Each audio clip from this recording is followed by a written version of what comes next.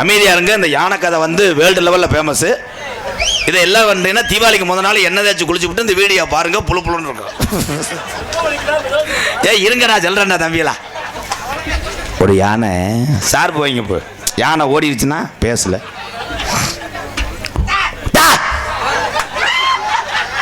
ஒரு யானை தினமும் மானாமதுரை பஸ் ஸ்டாண்டுக்கு வாக்கிங் வந்திருக்கு.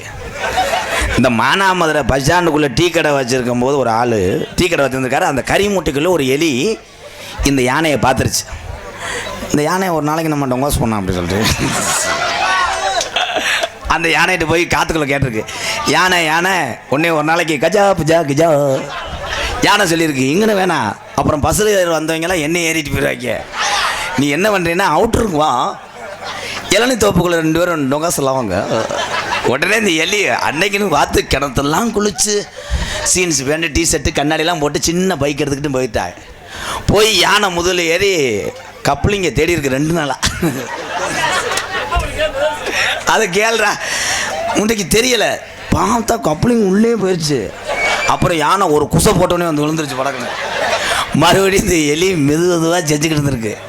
அப்போ இந்த யானை தலையில் ஒரு இளநீ விழுந்திருக்கு தட்டான். இந்த யானை எலி ரொம்ப வலிக்குதா மெதுவா செய்வ. ஆனா இந்த கதையை கேவலப்படுத்தி எங்கெங்க கொண்டு விட்டேன். போய் ஒரு ஸ்டூடெண்ட் டீச்சர்கிட்ட சொல்லியிருக்கேன் ரொம்ப வலிக்குது. தெக்க வைங்க, ஒரு பாட்டு பாடும்.